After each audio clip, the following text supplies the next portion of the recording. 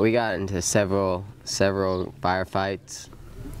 At first it was just like a few pop shots here and there, and then they started really getting accurate.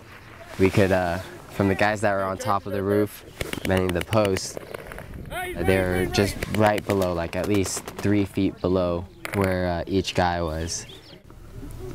It started to erupt even more, taking shots from the flank, taking shots from head on. We couldn't get identification on where they're coming from until we narrowed it down finally to different areas that they have to be shooting from.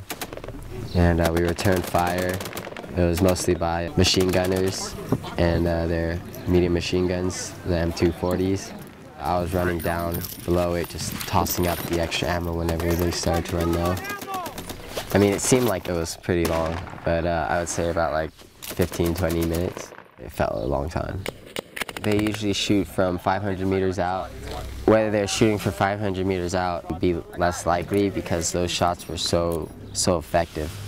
They're literally just right below the guys on post, and we could see the impacts because I was standing right underneath it and I could see the impacts hit the roof.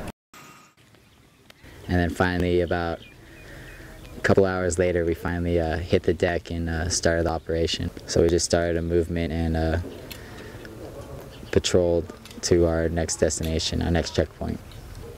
We had tanks roll up with us as well, and we have several assets helping us out, air support and such, eyes in the sky. And when we started taking contact from around 600 meters off, and a couple of my buddies were on the roof, and some of the other guys were on the roof as well. Tanks were on each side of our building as we were taking contact. We all heard cracks over our heads and impacts around us and stuff like that. Just taking cover and trying to find a better spot to engage. And after my buddies put a couple of tracer rounds in that area, the tanks started opening up with their 240 coaxial guns and their main guns. But when the main gun opens up, whew, that thing is insanity. It shakes everything. You can see all the overpressure just going out all over the place, and it knocks the wind out of your lungs and stuff like that. And you're just like, then you know when you look down range and you see freaking just whole walls just collapsing in buildings. Thanks.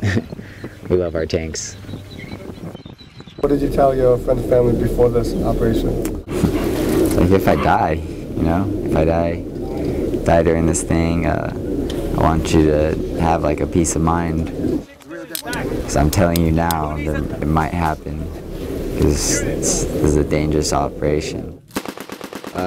Mostly everyone just finally finds their peace. They realize that it's their job, that something might happen to them, whether they die or they lose limbs or something, and they just got to push on through it and make the best of it, keep on going.